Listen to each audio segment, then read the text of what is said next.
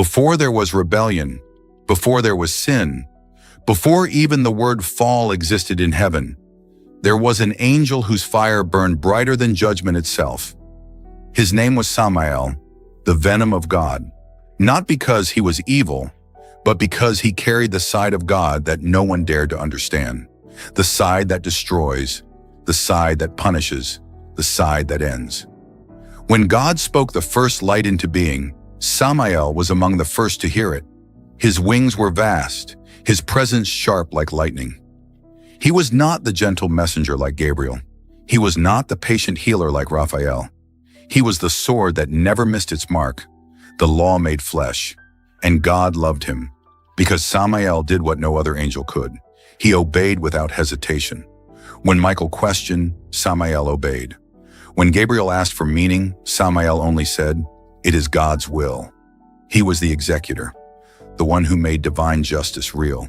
And in the heavens, where light was endless and music filled eternity, Samael's silence was his worship. But that silence hid something none of the other angels noticed, not even Michael. Because in every command, in every judgment he carried out, Samael began to feel something he was never meant to feel. The weight of what he destroyed. He watched entire legions of spirits silence because they disobeyed. He saw the cries of lesser beings fade under his blade. And though God's will was always perfect, Samael began to wonder, can perfection still hurt? He never said it aloud. But that question, that small crack, was the first tremor that would shake heaven itself. The Creator had made Samael the prosecutor of the heavens, the one who examined the hearts of angels and men. He walked among the ranks, his presence like a mirror that showed every hidden fault. When others sang, Samael listened. When others praised, Samael watched, and he began to notice something terrifying. Even light casts shadows, he whispered once. Even purity hides motives. He was right and wrong at the same time, because the more he stared into the shadows of others, the more he started to see his own reflection inside them.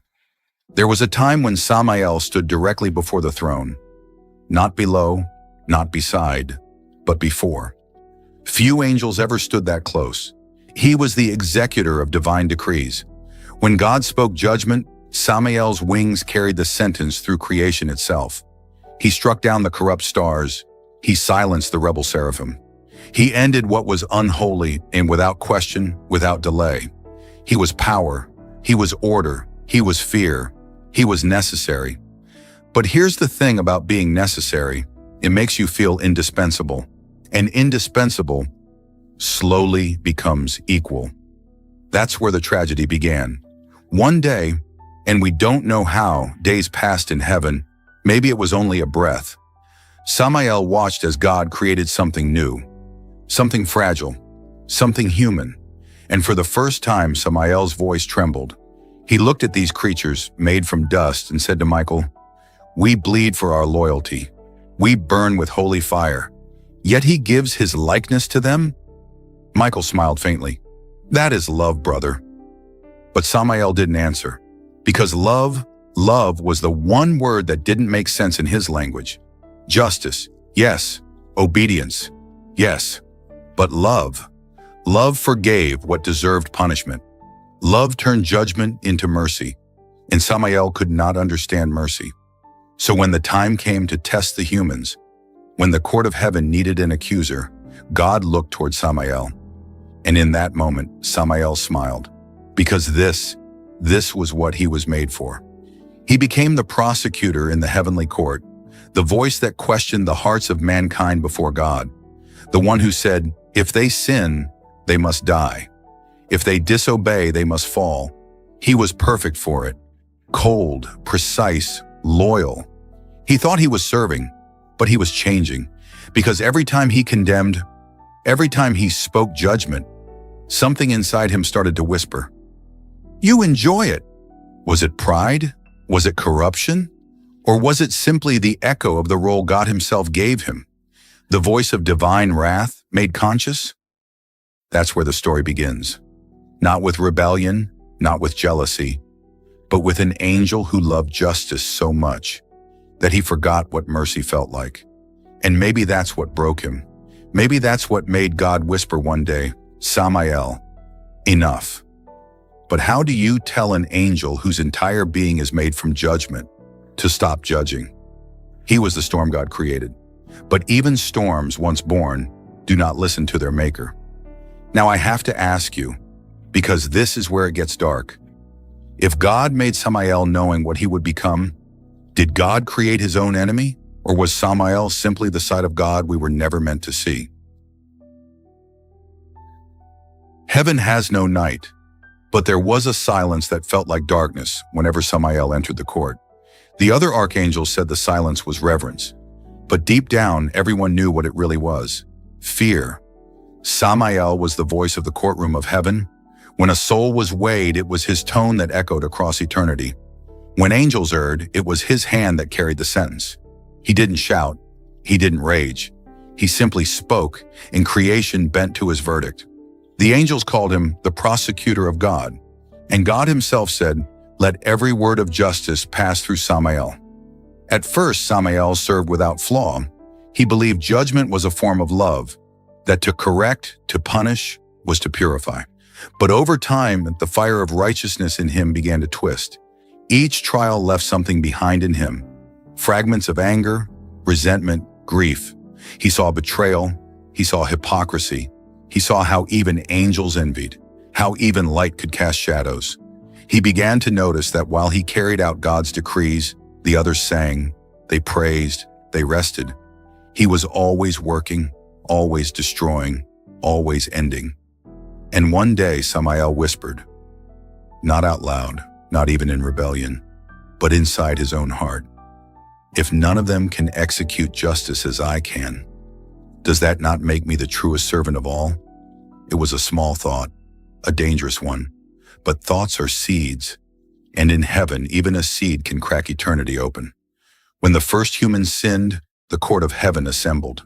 The air trembled with divine light. The throne radiated a brilliance no mortal eye could bear. And standing before it, wings spread, eyes burning with authority, Samael waited. He already knew the verdict. "The soul that sins shall die." He repeated it over and over in his mind, ready to deliver it with perfect cold obedience. But then, God paused. It was the first time Samael had ever seen hesitation in the Creator's voice. He looked up and saw mercy in the eyes of the Almighty. "They will live," God said, "for my plan is greater than their fall." Samael froze. His wings stiffened. His flame flickered. "Live?" he whispered. "After betrayal?" The angels murmured. Michael bowed his head. Gabriel sighed in relief. But Samael clenched his hands until sparks fell from them like embers. He stepped forward. "My Lord, your word is law. If law is not kept, is it still holy?" He wasn't defying, not yet. He was questioning. He wanted to understand. But the question itself cracked something sacred. God looked at him, and in that gaze was love, the kind that burns worse than fire. "You were made for judgment," God said softly, "but you do not yet understand mercy." Mercy, that word again, the word that had no place in Samael's vocabulary, the word that shattered his certainty. He bowed his head, but as he turned away, the unthinkable emotion filled his chest. Jealousy. Why should these fragile creatures of dust receive what he, the eternal executor, never could? Forgiveness, compassion, a second chance. That day, Samael walked the corridors of heaven in silence. The light dimmed around him. The choirs grew quiet. Michael followed him once, asking gently, "Brother, what troubles you?" Samael's reply was calm, too calm. "I am troubled by mercy, Michael." "It forgives what must be purged." Michael looked at him with sorrow. "Mercy doesn't erase justice. It redeems it." But Samael only smiled faintly. "Then redemption is a loophole, not a law." And he walked away. Weeks passed. The court continued. But Samael's loyalty began to shift. Not outwardly, but internally. He still carried out God's commands. He still punished rebellion. But he began to enjoy the sound of fear in those he judged. He began to believe his justice was purer than God's compassion.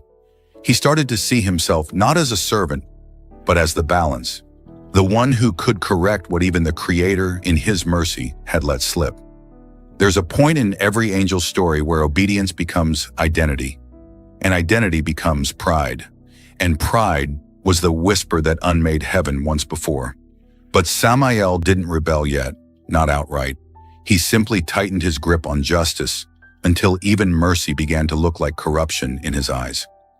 One night, or what heaven calls the still hour, when creation sleeps, Samael stood at the edge of the firmament. Beneath him, the mortal world shimmered. He saw humans laughing, sinning, loving, repenting. He whispered, "They break every law, and yet you smile upon them. I destroy for you, and you look away." Then he raised his face toward the throne above and said, "Tell me, my Lord, do you still control the fire you placed in me?" No answer came, only silence. But silence can be dangerous, because silence feels like permission. From that night onward, Samael began to oversee the destroying angels differently. He gave them orders before heaven spoke. He punished before judgment was confirmed. And when Michael confronted him, Samael simply said, "I act as I was created, to execute." But his eyes were changing. The light in them flickered, not from holy fire, but from something else, something human, rage. Tell me, what would you do if the purpose you were created for, justice, started to feel like the very reason you were being cast aside? Would you stop serving, or would you go further until even God Himself had to stop you? Because that's what happened next. The angel of judgment crossed a line so deep it made heaven tremble. There's a moment before every storm when the air goes still, that stillness, that quiet tension before everything breaks. That's what heaven felt like the day Samael changed forever. He still stood among the archangels. His light still shone. But something behind his eyes was different. It was no longer peace. It was pressure, held in silence. Heaven had faced rebellion before, but this was not that. This was something quieter, colder, and far more dangerous. Because Samael didn't rage against God, he simply began to act without waiting for His word. The first death. The story says there was a time when the first soul of man died. No angel knew what death was, not even Samael, until God whispered, "Now it begins." And when He said that, Samael stepped forward. Not Michael, not Gabriel, Samael. He asked no questions. He spread his wings, black fire spiraling through the feathers, and descended into the world. The earth was still new. The air was heavy with creation's warmth. And there before him lay the frail body of a man, motionless, silent, breathless. The other angels watched from above, unsure of what to do. But Samael moved with precision. He touched the man's face. His hand glowed, white, then gold, then red. And in that instant, the soul rose from the body like smoke, trembling, confused, afraid. The first death had come, and Samael had become its messenger. He carried that soul to heaven's gate. And when he laid it before the throne, he waited for the Lord's voice. But God said nothing. Only the silence filled the court, a holy, terrifying silence. Finally, Samael whispered, "It is done." Judgment carried out. Still nothing. So he looked up and said, carefully, but with a hint of something sharp in his voice, "Is this not my purpose?" Then came the reply, not in thunder, not in rage, but in quiet sorrow. "Yes, Samael, but death is not destruction. Death is transition. You have turned the gate into a grave." The courtroom trembled. Samael's light dimmed. He wanted to argue. But how do you argue with God? So he bowed. Yet inside, a single thought began to burn. "Then you made me wrong." He didn't speak it aloud, but heaven heard it, because thoughts like that echo deeper than words ever could. After that day, the name Samael took on new meaning. The angels began to call him the angel of death. It was meant as honor, but it felt like exile. While the others sang and created, Samael alone descended to the places where life ended. He became a shadow passing through battlefields, deserts, cities. Everywhere life faded, His presence followed, solemn, silent, cold. He never disobeyed. He never lied. He never refused his duty. But he began to change in the way he felt about it, because he saw too much. He saw every tear, every scream, every hand reaching for mercy that never came. He saw children die, kings fall, lovers separated. And the more he saw, the more he realized something that terrified him. If this is justice, why does it feel so cruel? One night, if heaven has nights, Samael stood alone by the borders of creation. The light of the firmament glowed beneath him, and he whispered into the void, "Tell me, Lord, am I still your servant, or have I become your punishment?" The stars didn't answer.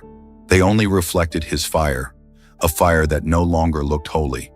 And for the first time since the dawn of existence, Samael cried. His tears fell through the skies like comets, blazing trails of sorrow that the angels mistook for falling stars. Michael found him there, kneeling in the ashes of worlds he had purified. "Brother," Michael said softly, "why are you here alone?" Samael didn't look up. "Because I touch what no one else dares to touch. Because I see what no one else should see." "Then stop looking," Michael whispered. "I can't," Samael said. "It's all I was made for." He turned his eyes toward the mortal realm.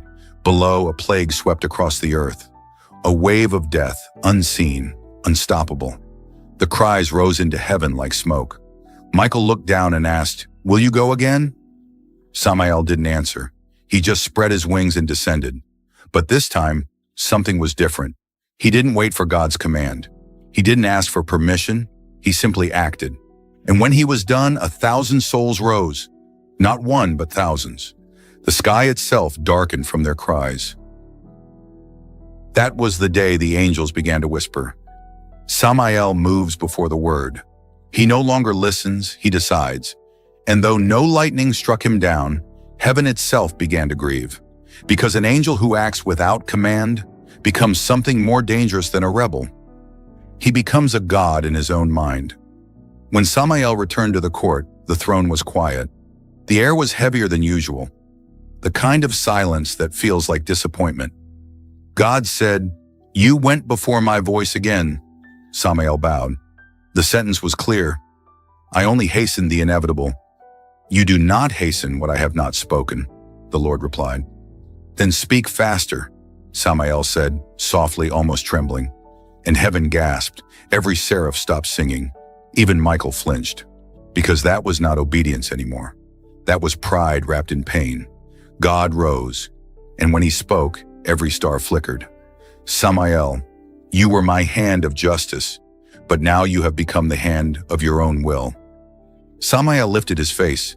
His eyes burned with something halfway between love and defiance. "Then who am I, if not your justice?"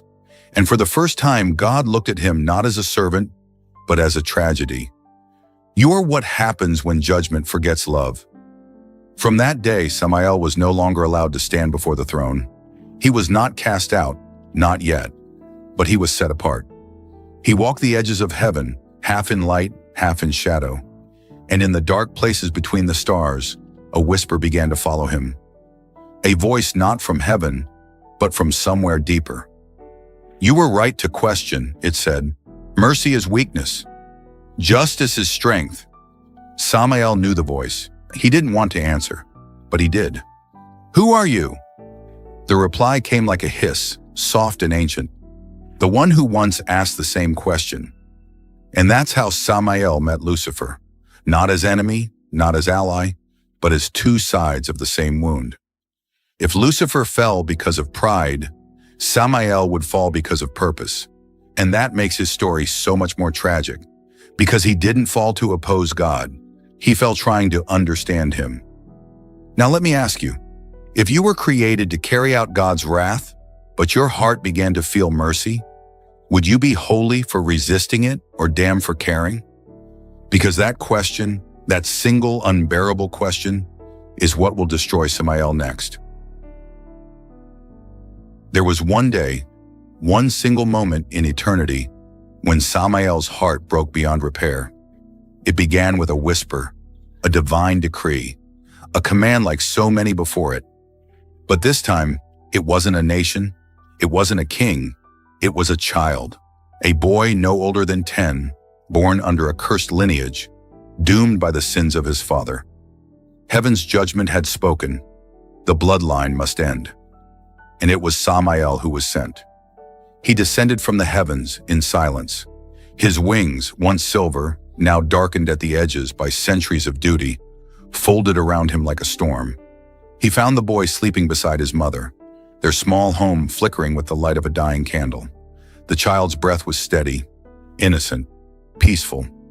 Samael stood there, holding the decree in his hand, a seal of fire that only he could read. The command was absolute, but as he raised his hand to fulfill it, something inside him shattered. He saw not a sinner, not a threat, but a life that had just begun, a child who didn't yet know what it meant to hate or to defy.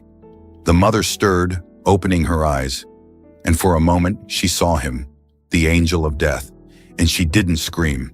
She whispered, trembling, "Please, not my son." Those words, simple, human, desperate, pierced Samael deeper than any blade. He froze. His hand trembled, his wings unfurled in agony, and for the first time in all creation, Samael, the angel of perfect obedience, disobeyed. He tore the decree in half. The heavens roared, the stars dimmed, the light of the throne flickered. A voice thundered across the universe. "Samael!" And in that voice was grief, disappointment, and unyielding authority. Samael fell to his knees, wings shaking, eyes filled with tears that burned like molten silver. "My Lord," he cried, "have mercy." The boy has done nothing, but the voice answered, "Justice is not yours to question." Lightning split the sky. The boy's life was taken, not by Samael's hand, but by divine command itself. And in that moment, Samael screamed, not in rebellion, but in heartbreak, because he finally realized mercy had no place in his existence. He looked to the heavens and whispered, "Then why did you give me a heart?" And from that day, Samael changed. He still carried out judgment, but the light in his eyes was gone. He no longer looked upon humans as souls to guide or condemn. He saw them as fragile, tragic beings, creatures doomed by the same God who made them. And deep within him, something darker began to form. It wasn't hatred, not yet. It was pain. Pain that twisted and deepened until it became something unrecognizable. And pain has a way of attracting darkness. That was when he came. Lucifer, the morning star, the once bright prince who had fallen not long before. He found Samael in the silence between heaven and earth, wings folded, face cast down in despair. Lucifer said softly, "You see it now, don't you?" The flaw in his perfection, Samael didn't answer. Lucifer stepped closer. "You carry out his wrath, but he hides his hands. You kill in his name, and yet they call you evil. Doesn't that ache inside you?" Samael's jaw tightened. "Do not tempt me, morning star. I am not like you." Lucifer smiled, faint and knowing. "No, you're not. You still believe he loves you. But tell me, if he truly loved you, why would he make you the face of death?" That question lodged itself deep in Samael's mind. He didn't respond, and Lucifer didn't press further. He simply turned to leave and whispered, "One day, brother, you'll understand." And Samael did. Because over the centuries, as humanity continued to sin and suffer, he watched them pray to God for mercy and receive none. He watched them die under decrees he had no choice but to deliver. And the more he obeyed, the more he felt like a weapon, not an angel. And so he began to ask the question that would mark the start of his fall. If justice destroys the innocent, is it still divine? He began to wander beyond his orders, questioning judgments, hesitating to strike, intervening in ways heaven never permitted. And soon whispers began to spread among the angels. Some called him merciful, others called him dangerous. Heaven watched, hell waited, and Samael stood between both, torn, broken, and no longer certain which side truly served righteousness. Can you imagine carrying out justice so long that you forget what love feels like?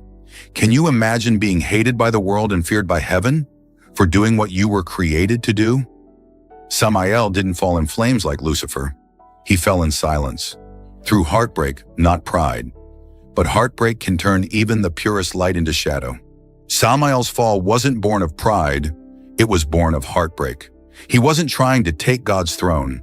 He was trying to understand God's heart, and maybe that's why his story cuts deeper than Lucifer's. Because Lucifer fell by reaching too high, but Samael fell by feeling too much. He became the outcast angel, the one who still serves justice, but with tears in his eyes, the one who delivers death, but whispers prayers for the souls he takes. The one both heaven and hell fear, because neither fully owns him. They call him the angel of death. But maybe he is something greater, the proof that even in judgment, compassion can still burn like a dying star that refuses to go out. So I'll ask you this. If you were Samael, torn between obedience and mercy, would you still follow orders? Would you still call it love? If love was the reason you were cast out? Drop your answer in the comments. Share your thoughts. Let's interact.